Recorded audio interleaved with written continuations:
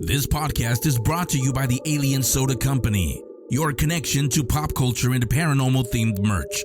AlienSodaCompany.shop for all things out of this world. All right, on this episode of the Paranormal Mind podcast, we are going to be talking about the Fox sisters controversy.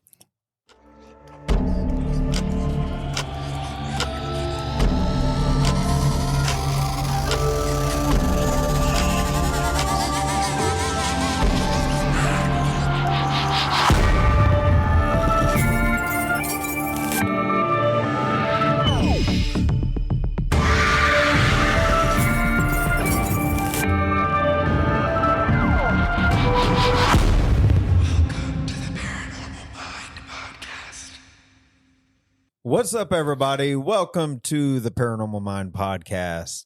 What's up, everybody?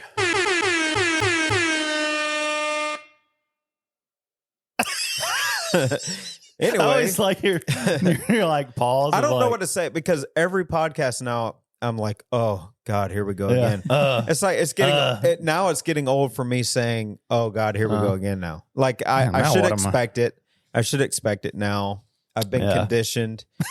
I've been programmed into listening to this crap. Just like y'all, y'all have been programmed to listen to our crap. It's all See part how of the that plan. works? So how's everything going, man? You doing okay? Oh yeah, I'm doing all right, man. Doing all right. Can't complain. Getting towards the end of the year. That's now. what I was saying. The year is winding down. Oh, we've got producer Mandy in the building Producer again. Mandy in the house. And now very important. Trying to find George Bailey. And George For Bailey. the applause clause. we done. Wow, Okay, that was the turn that longest off. applause. Yeah, I know. Jeez Louise, you Good don't need Lord. that long of an applause. Yes, I do. Always. But you can actually see her this time, which is cool. So we set up another camera and we said, why not? Let's give it a roll. You can see George Bailey. That's awesome. So people think, we just hop on here and we do the podcast and stuff, but there's a lot that goes into it.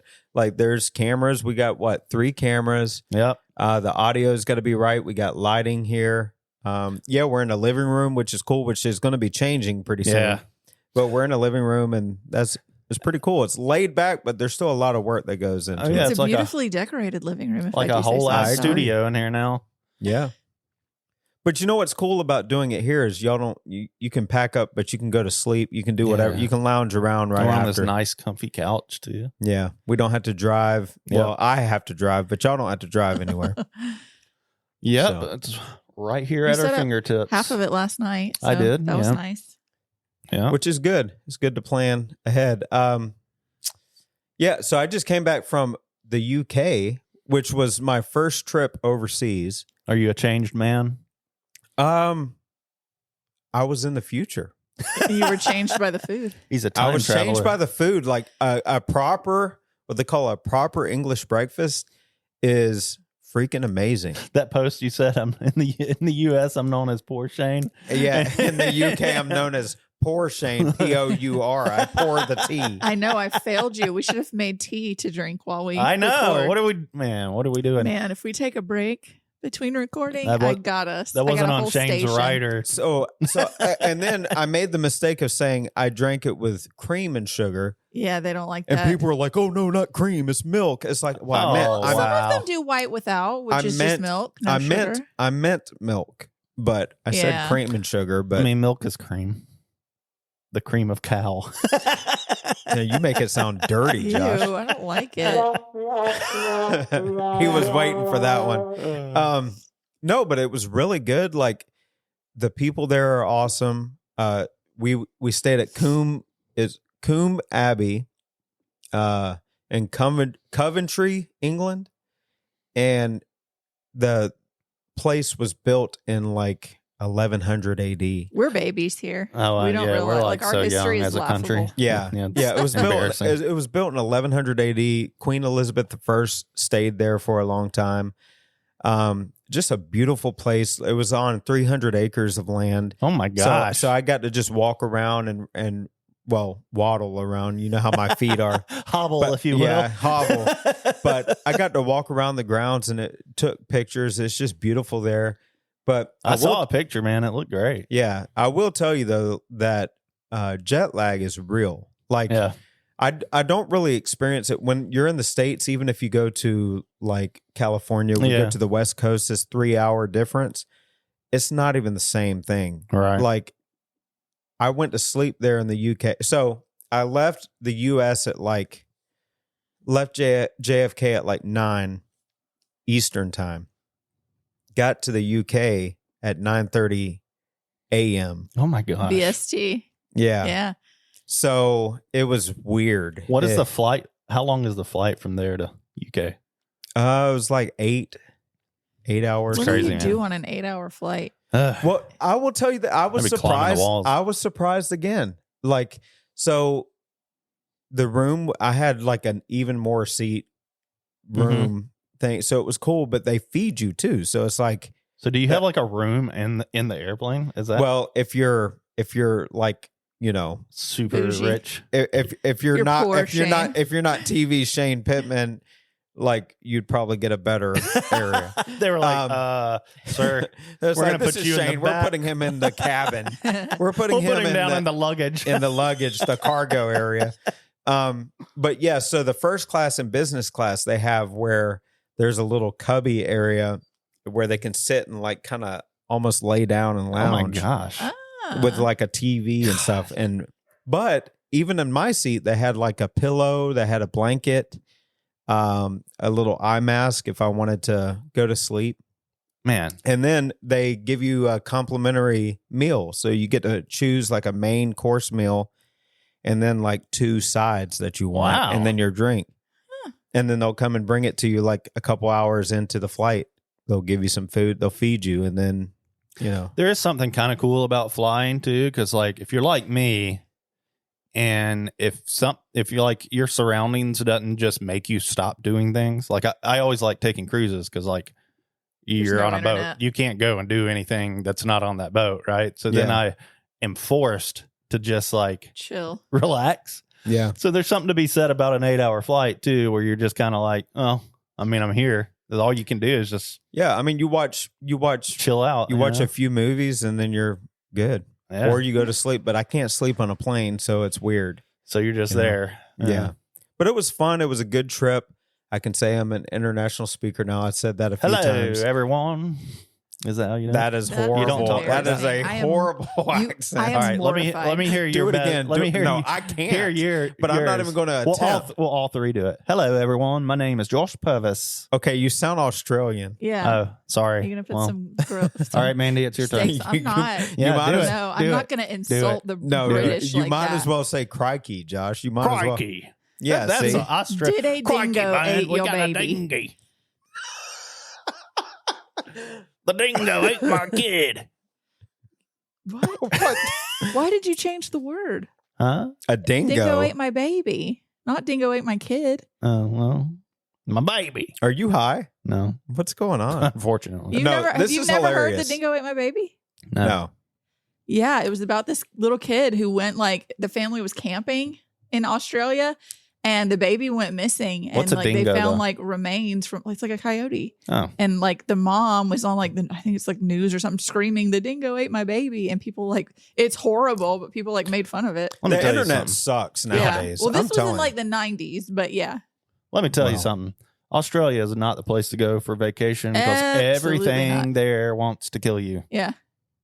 Every bug is bigger. And being that we're from South Georgia, and I'm saying that means that like it's bad. Yeah. Somebody had a toilet full of tree frogs the size of my hand that had crawled up the plumbing and just filled the line of that's terrifying for you because you hate frogs. You would open a toilet full of tree frogs the size of a human adult hand Excuse and me. be completely fine with it. I wouldn't care. I want my toilet to be tree frog free, please. Exactly. I do not want a frog What are you going gonna up my do? Pee asshole. on them?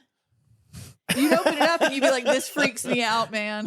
I would. I hope, don't want a Kermit taking a peek. Okay, hold on. I would hope that you would open the lid before just plopping down That's first. Maybe. true, but I Like feel like you would open it and be like, "This is not the that's space a whole for me. new level of faith. This is Okay. not the spot for me." You never know what's Why do coming out. we talk about frogs and assholes and all this other stuff. really. Crikey, man! There's a frog in my toilet. Stop embarrassing me. I am mortified. No, okay. I really want you to say, like, I'm having a proper English breakfast, and I want you to say it in your best, like, British accent. Like, Oh God. Geek, you're putting me on the spot. Go ahead. Today, that's Australian too.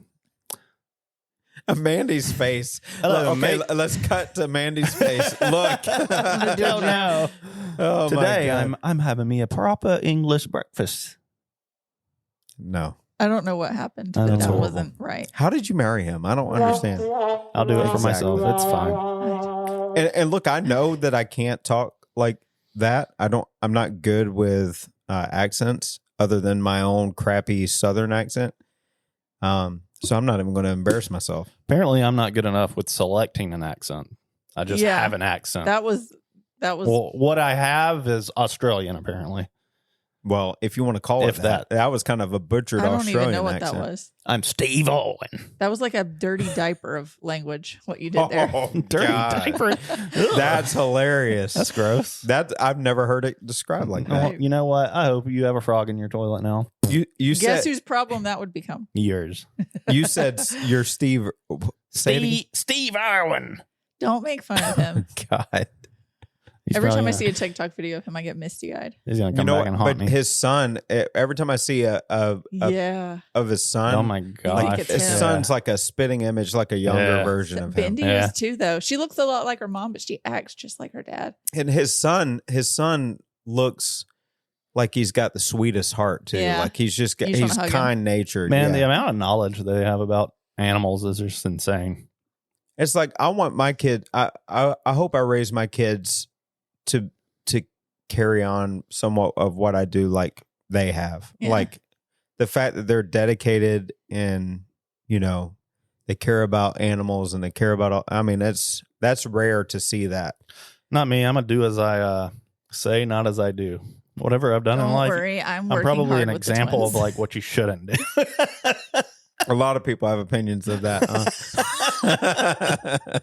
All right. So anyway, like I said, thank you for listening to the Paranormal Mind podcast. Today we're going to be talking about some controversy kind of in the paranormal field right now and what happened in the 1800s. Perfect. Which is kind of interesting, and some people may not have heard about this, so we're going to talk about it. It's the Fox sisters. All right. There were 3 mysterious siblings from Rochester, New York, who played a pivotal role in the birth of spiritualism. So from left to right, we've got Leah, Margarita, or Maggie, Margarita. and Catherine, also known as Kate. These ladies are a captivating trio, let me tell you. So it all started back in the day, April 8th, 1813, to be precise, when Leah, the eldest, was born. Maggie followed on October 7th, 1833, and Kate completed the trio on March 27th, 1837. These 2 younger sisters, Kate and Maggie, had a knack for something extraordinary. They could make eerie rapping noises that convinced folks that they were chatting with spirits. It's pretty spooky. Mm-mm. Yep, pretty spooky. Their older sister, Leah, stepped in and took charge of their careers as mediums. Together, they rode the wave of success, conducting seances and captivating audiences for years. People were all about communicating with the spirit world through these ladies. Right. But here's the kicker. In 1888, Margarita dropped a bombshell and confessed that the whole rapping thing was a hoax. Oh, Oh, dang. snap. Can you believe that? She even gave a public demonstration to spill the beans on their methods.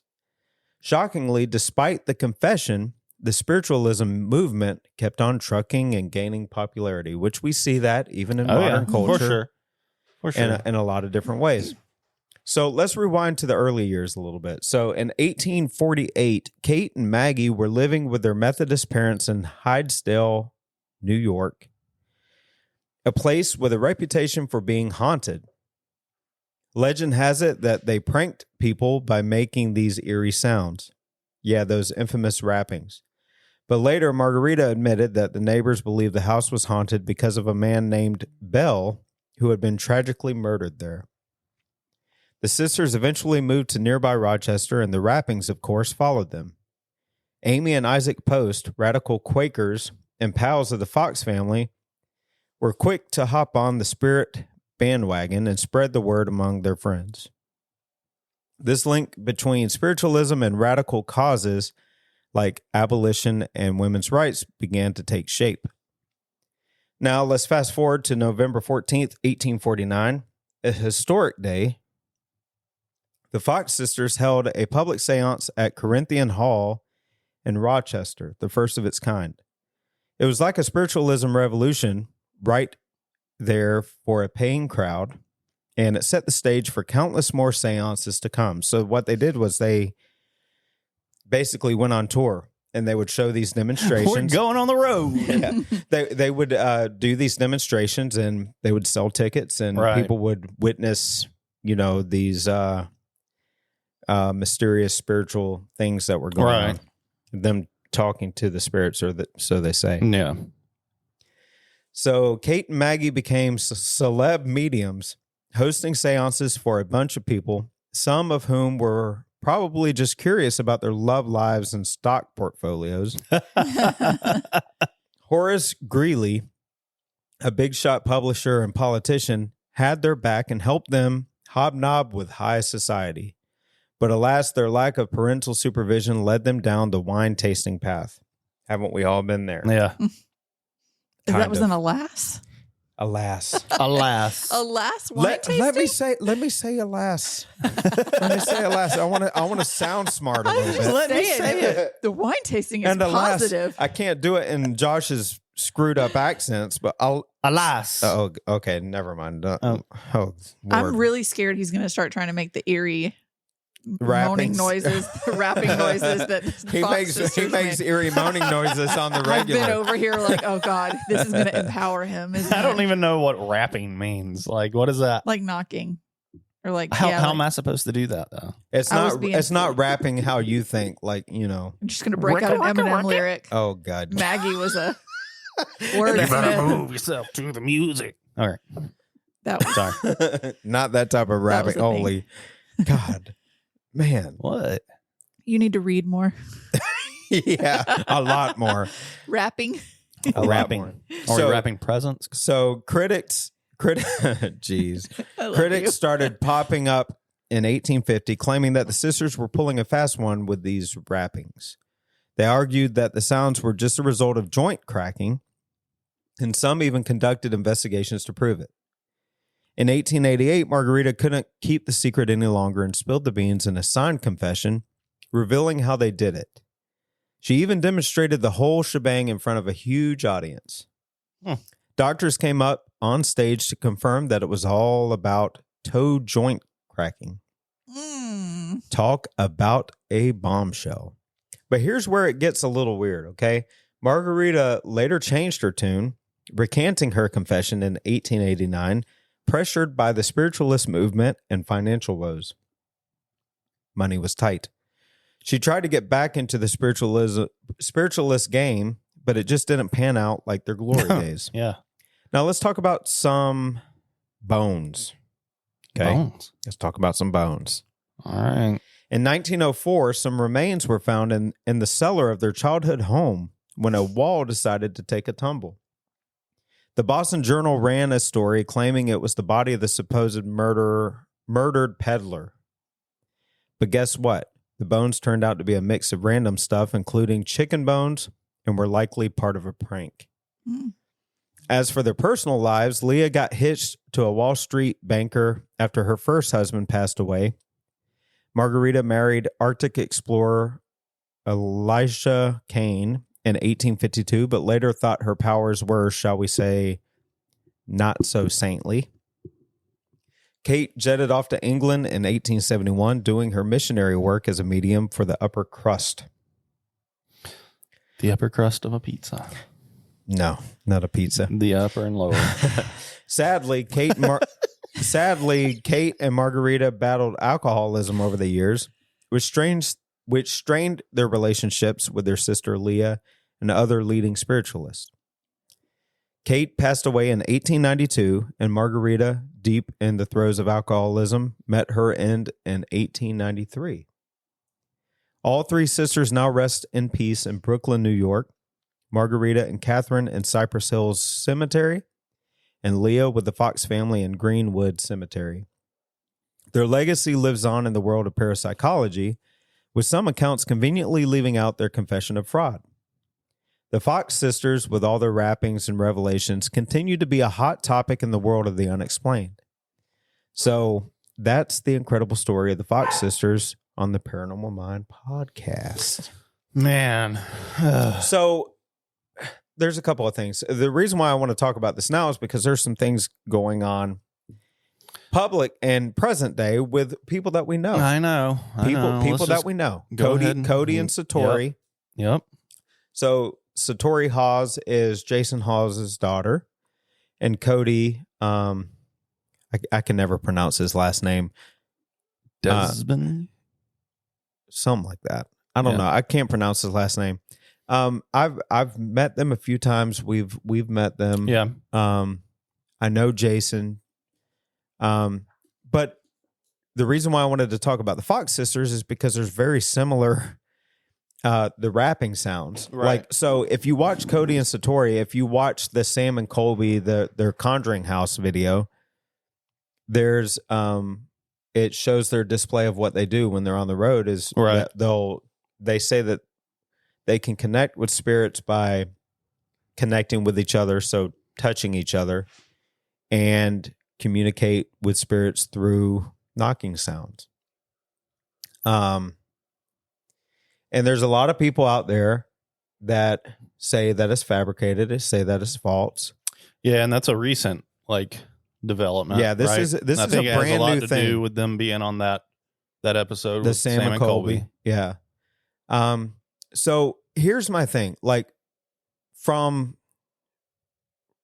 a reputation standpoint, they have always been super nice people to me. Agreed. And I think that there's problems with this in a lot of ways, right? So I think even in our field, who's doing the rapping sounds? I didn't mean to do that. There's a crack in what my are you doing over there, Mandy? Yeah. What are you doing over there? Yeah. The mics probably didn't even pick that up. So It did. I heard it. We heard it. Oh yeah, I guess so. Oh yeah. Well, I didn't know the ice maker you could hear, but it didn't. It pick was up on the mic. some sort of popping. We noise. hear everything. Yeah. So there's problems with this in a lot of ways. So I think that there's a lot of things in our field that is unexplained. A lot of things that we can't readily explain with science. And I think even with Cody and Satori, even if they were being 100% genuine, right? Right. Which I'm not saying they're not being 100% genuine, but even if they were, and even whatever, there's always going to be people that say, agreed, this is not true. This can't be happening. My biggest pet peeve with people, most of them that are the quickest to make their opinions about a subject are also the same ones that have not experienced it themselves. Right. So and this is what I wanted to talk about too. So you saw a demonstration. So we were in Gettysburg, and Cody and Satori were there. And it was an unintentional interaction too. I guess I should add to so that. Can you explain what happened and kind of explain your witnessing of this event and what your take is on it? Okay. So yeah, we were, I got to meet Cody and Satori in Gettysburg. It was kind of I got to actually take part in a paranormal experiment, if you would. It was at the hotel that we were at, but it was unintentional. I did not know that they were going to be in there, and I had never heard of what their little, I don't even know what would you call that? Their method. Mm-hmm. Yeah. There you go. So my whole reasoning for wanting to be there was so after the event, I went upstairs, came back down real quick to meet, Get Haunted, Rob specifically, because they had a pair of goggles there that are a more modern day form of what the Ganzfeld method. We use the ping pong balls. We're old school in that. Yeah. But I was like, man, this may be good to travel with, and we can do the Ganzfeld method more readily because it's already built in. You just put these goggles on. I want to try them out for myself and see. So like, I'm not even really trying to do anything paranormal and communication or anything. And I don't even know where I was at the time. So you were doing your cigar thing. That was the day that you guys had to immediately leave and do the cigar thing. And I was like, all right, well, before I go out there with you and Aaron, I'm going to stop by here because I'd already committed to doing that earlier on in the day. So I put the goggles on, and what I'm thinking, and I got headphones on doing the Estes method and stuff like that. But I'm really just analyzing like the tech specs of like the goggles, right? And if things are coming across the spirit box, I'm saying them, but I'm like really like hyper fixated on that. And when I started the experiment, Cody and Satori were not in the room, right?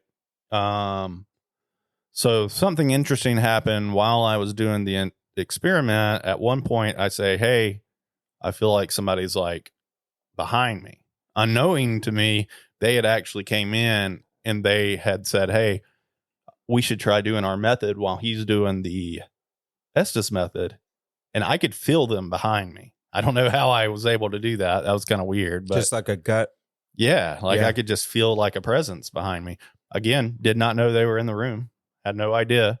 And eventually I wasn't getting, I was saying stuff starting out and I was seeing things with the Ganzfeld goggles, but eventually I was just like, oh, I'll just take this stuff off. So there were a couple of different like validations for me. The things that I was saying and the things I was feeling, they were also saying similar things at the same time. And at that time, they were doing their popping noise with the alphabet, right? And going A, B, C, D, and picking out stuff of that nature. So I come back out of it, still haven't seen them do it. And, so I pull everything off and everybody starts laughing because like they know that I don't know that they're behind me. And I turn around, I'm like, oh, did not realize like stuff has been going on. But then Rob was like, man, you really should see this. And so they moved from behind me up in front. And so there was like probably a circle of 20 or so people in there. And I'm at, I was doing that experiment on the floor. So I just stayed there on the floor. And they walked out in front of me, maybe a foot or so, foot and a half. And I still, at this point, do not know what their method is, right? Nobody has told me specifically what is going to happen. And Rob was like, oh, you'll see. Just like, it's crazy, so they start doing it and I'm like, what the heck, what is going on here? Like, because there were times where I would hear the popping and it would sound like it was not even coming from in front of me where they were standing, like it was coming from other portions of the room.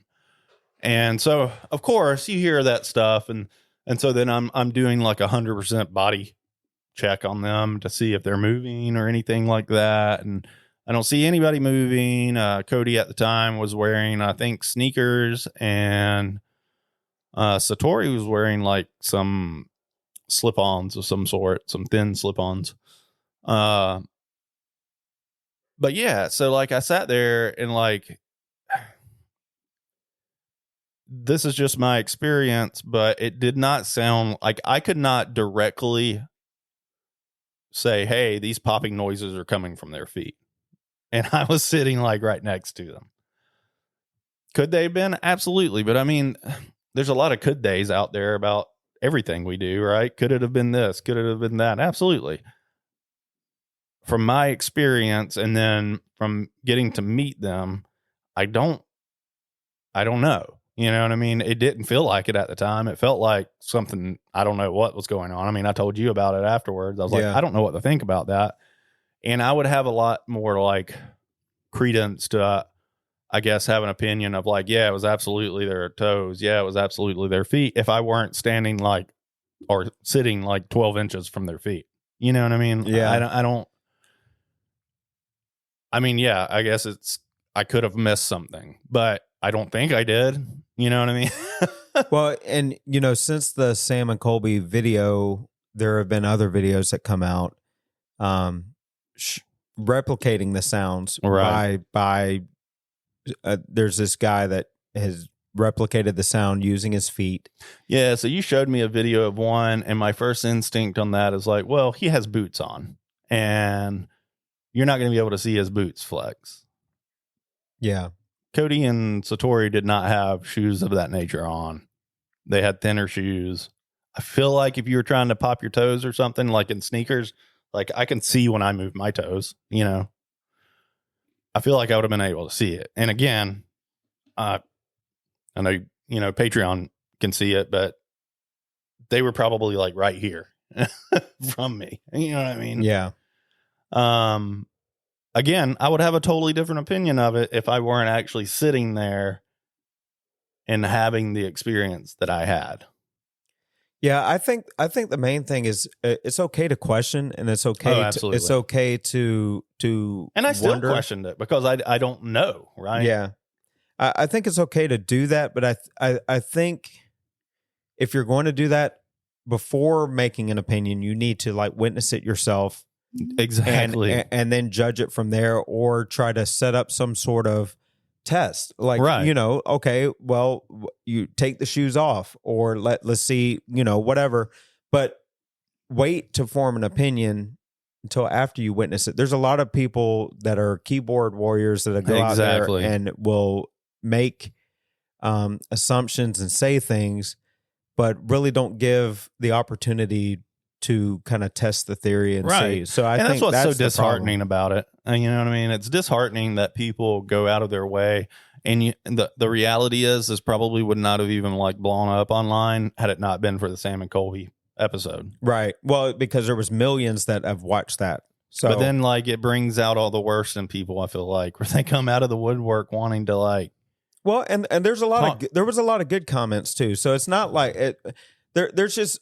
There's always those armchair like investigators. There's always those investigators that are like, oh, I could do this better, or I wouldn't get scared in a dark building, and I wouldn't do this and that. And I've seen it even with the Holzer File stuff. Like my 12-year-old daughter can go in the basement. It's like, well, you weren't there and you don't know what was going on. Exactly. And it's same with the Cody and Satori. Like if you're not there, I would say, don't blindly accept, but give the benefit of the doubt until you can test it yourself. Otherwise, you're not doing any, you're just making an assumption because you don't really know. None of us really know. But then you go out there and make a public assumption about it. Right. And call them out by name. It's okay to be respectful and say, like, did you think about this? Right. Was there this in the room? Right. I wasn't there. Well, the problem is like, did anyone ask these people out in the ether? Right.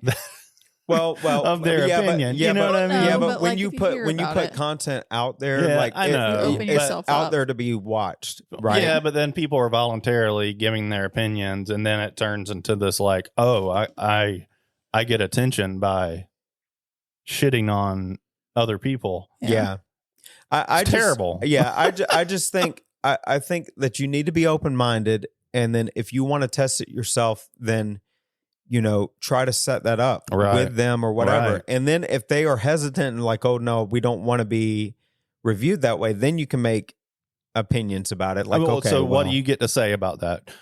You get to say, yeah, I tried to get them to do this and they said no. That's what you get to say about that. Like, right. you can have an opinion about something, but I think the main thing, especially in our field, is there's a lot of vitriol and there's a lot of a lot of disrespect, when I think that we could get along a lot further in everything that we do if we're more respectful. And it's not just in the paranormal, it's like just in everyday general life. I feel like it's worse just in society today than it ever has been. Yeah, because we're very quick to speak and to spew our crap instead of listening, which is so like terrible. I think if we listen to each other a little bit more, we would know where people are coming from. We would know their stance a little bit more instead of just making assumptions of what their stance is. like Cody and Satori, like I have no reason to not believe them when they tell me something. But if something came to light to where I had to review it respectfully, like I think you review it with a lens. If somebody asks you to do it, you do it. I think if there was any trickery involved, respectfully, I think there's a way to handle that. Absolutely. And then if they continue on the path, then that's when you can take additional steps. But you feel like I think everybody you need to give them a chance to talk and give them a chance to show what their method is and if it's legitimate or not. You got to give them a chance to. I guess my thing is like if you go to like a store and you buy something from that store and it's a faulty product, then you have a choice, right? You can say, "Oh, I don't want to shop from store A ever again," but like there's something not cool about I'm going to publicly shame them and then when I don't know boycott against them. Me and Mandy were just having this conversation like 2 days ago about something else.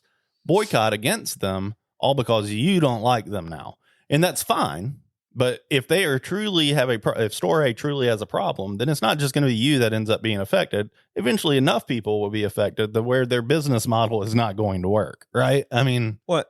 Yeah, and that's what I'm saying. Yeah, there was a post that John Tenney posted. He's like, "There's a lot of pot kettle going on right now," because you got to think about this. Like the same people that are kind of crapping on their method right now are some of the same ones that believe that all orbs or all the little orb things are spirits.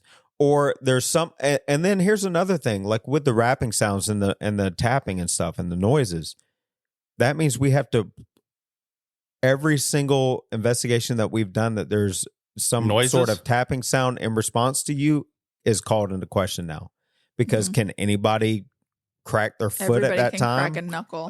Can anybody do that and say that it was a tap? And that's my thing, man, is like when we talk now, me and you have always said that like we can only talk on our experience on what we have going on. And that, when we make, searchers content on YouTube and whatnot, we only show you what happened to us. We can't tell you anything else other than we can have opinions on things.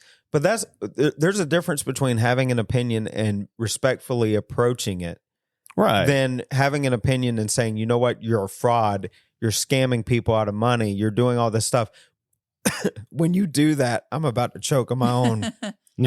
But whenever you do that, what happens is you are placing a judgment on somebody without 100% knowing the facts.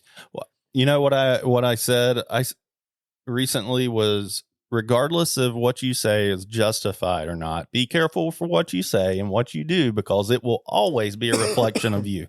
Regardless if you feel like what you're about to say is justified, you're the one. I'm not going to judge you off of what somebody else said. I'm going to judge you on what you said, regardless if it's good or bad. And the ultimate ones that if there is fraudulent stuff going on or trickery, the people that they ultimately have to pay for that is the people that are doing that. Exactly. But you can't. But when you make an assumption of it, right? You can't go into it. You can't go into it without you knowing all of the facts. That is irresponsible. Yeah. And it makes you look like the idiot. And I'm not taking up for them one way or the other. Me neither. But I do know that I know them as people. And they've always been very respectful to me, so I owe them the same courtesy. Exactly. Unless I see something that, if it's trickery and you're trying to scam people out of money, then I'll call you out for that and say, hey, look. But what I would do is I would try to do that privately, right, before openly destroying you. Well, that's the other thing. Is like there's ways to handle the situation. We have plenty of opinions and stuff about things, and we can talk about them amongst ourselves. And even if what that stuff is true, it's really hard for me to publicly go out there and shame anybody. You know what I mean?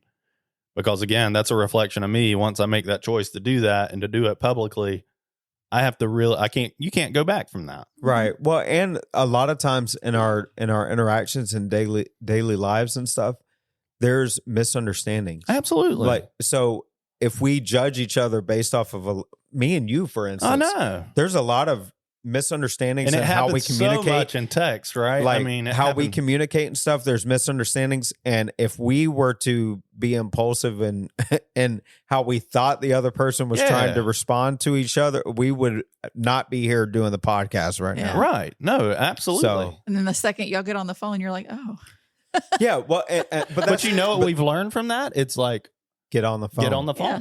Because clearly I'm not good at translating. Clearly I'm not either. He's not either. Yeah. But that's the thing. We give each other the opportunity to do that. And that's the problem. What if we didn't do that? We wouldn't be here doing this stuff right now. Exactly. And, I think, for what? I think in other cost? I think in other people's daily interactions and stuff, if you give people the opportunity to speak, the opportunity to present their argument before making judgment calls, just because Fox sisters in the 1800s had a similar thing doesn't mean that these people are doing trickery. At the same time, they could be doing trickery, but you got to give them the benefit of the doubt. Always. And you've got to listen to what they have to say before jumping to conclusions. Yeah. That's all I'm saying. It's like, yeah, it's okay to have an open mind.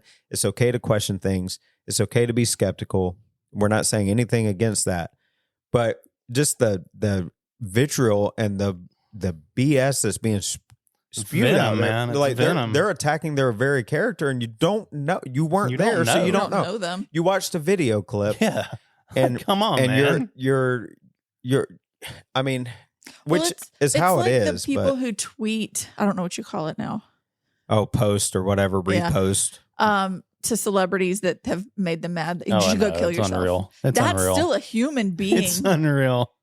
Like, yeah, celebrities take on some form of not having privacy, but that's still a human being that you're telling to go in their life because you're mad that they said something. And you know like. very That's little about crazy. the situation. That's you know very little crazy. about it. Yeah. And there's so many people out there, and a lot of these people, do they really care about the truth? They don't care. No, they care about ruining somebody.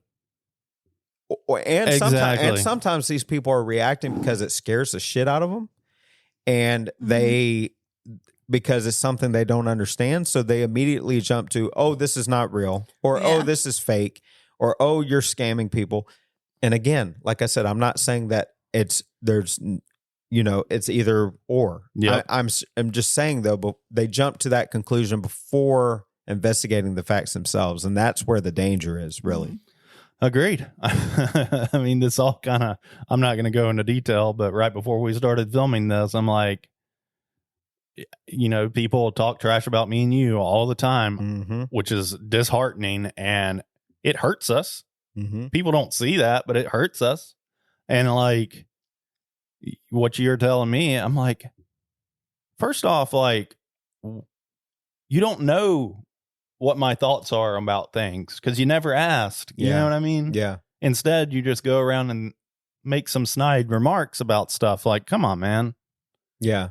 And unfortunately, it happens all the time. And people wonder, like, why we have so much stress. That's why. It's because you could just go home and, to your own vices. We can't do that anymore. Yeah. Like, it's constant.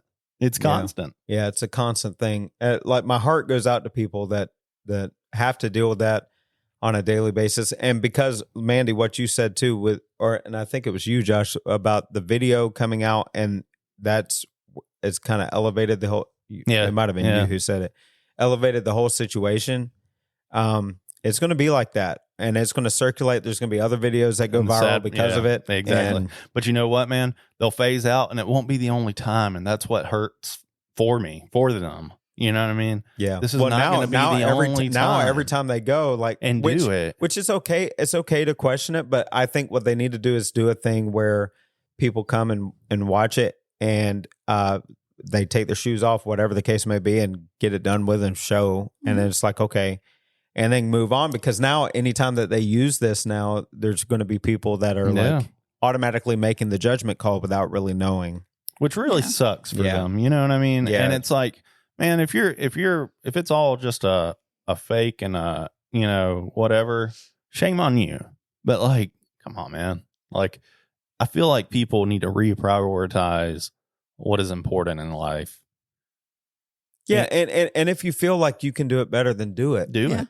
That's Do the it. thing. Go ahead. Like, do it yourself. Right. Do it yourself. Or, if you think you can you can figure this stuff out, then, you set up the test, set up everything, and then do it, and then present findings, but do it in a respectful way, I mean, what do we do every day? I mean, we sit here with cameras and podcast stuff, not because somebody gave it to us. I mean, we decided we wanted to do something, so we just do it. There's plenty of people that do podcasts, and we're wanting to do our own thing now, and so we set out, like you said, and we do it, and we do it with our own spin on things and how we feel like it would be interesting and cool. Right. Yeah. So it's the same thing. It's the same thing with other people. If you feel like you can, quit worrying about like what they're doing. Yeah. Like, it's sad, man. It's sad.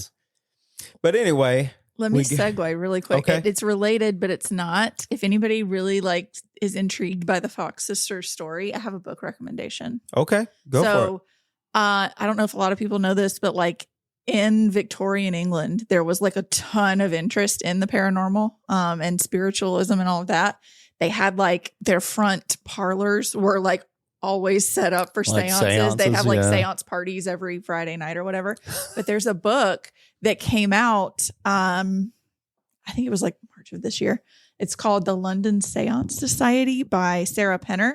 Oh, that's cool. She wrote The Lost Apothecary. Cool. I've actually been trying to get Josh to read parts of it because it talks about how people investigated the paranormal and didn't they have a club? Hunted. Yeah, the Ghost Club. Is that what it was called? It's the London Seance Society. Yeah, but there's a club over there, and I don't know. I can't remember. Mark Twain was part of it, I want to say. I could be wrong. It might be the London Seance Society that they were part of. I can't remember.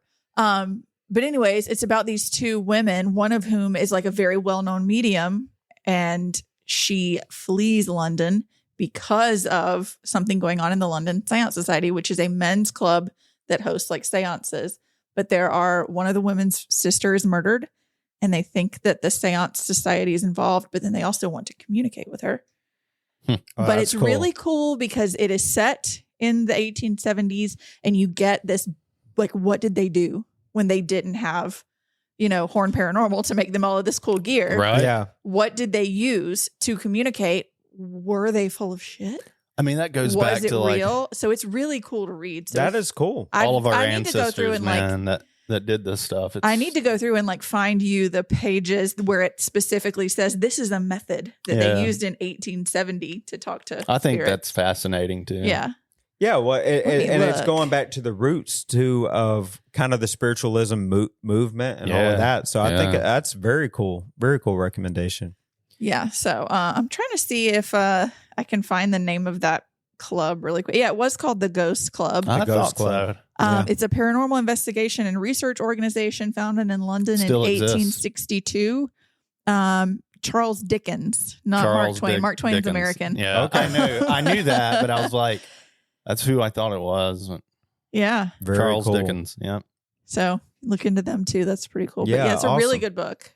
Yeah, so check that out for sure. That's pretty cool. The London Seance Society by Sarah Penner. She wrote The Lost Apothecary that was also excellent. Very cool. And this is why we have producer Mandy for all the book recommendations. She knows everything about it, man. And what also weird, I read that on a flight to Rochester last year. That is interesting. That's an interesting thing. That is very cool. That is interesting. And while we were in Rochester, I was reading it. Wow. Synchronicity. Right. Yeah, synchronicity. But thank y'all so much for listening to this episode of the podcast. If you get anything out of this, just stay open-minded. It's okay to question. It's okay to be skeptical. But stay open-minded and give people the benefit of the doubt until you have more information. Worry about how you treat people. Right, right. Because would you want the benefit of the doubt presented to you? Exactly. Would you want that afforded to you? And I think you would. So try to treat people the same exact way. And then if there's trickery in the future, then you can approach it and take additional steps. They'll have to answer for that. I mean, they'll have to answer for that always. Yeah. And it's okay to hold people accountable, but there's steps to do it. You don't try to hold them accountable without even knowing all of the facts. That's not a smart approach. Mm-mm. But thank y'all for listening to the podcast. Please check out our sponsor, AlienSodaCompany.shop. For all things out of this world. That's right. So Ghost, Alien, Bigfoot, all of this stuff. You name it. There's all kinds of merch there. I wonder if you'll have any Krampus stuff for Christmas. If not, That'd be he's cool. missing out. If not, they're missing out on an opportunity. Also, go to our Patreon page and support us if you don't mind. We give away free stuff every month. We give away gifts. We got an trips. SLS once a month. Yeah, SLS once a month. We give away trips twice a year, and we're going to try to up that the more we grow. Yep. So go to patreon.com/searchersbelieve, and you can support us there. And until the next time, Searchers out. See ya.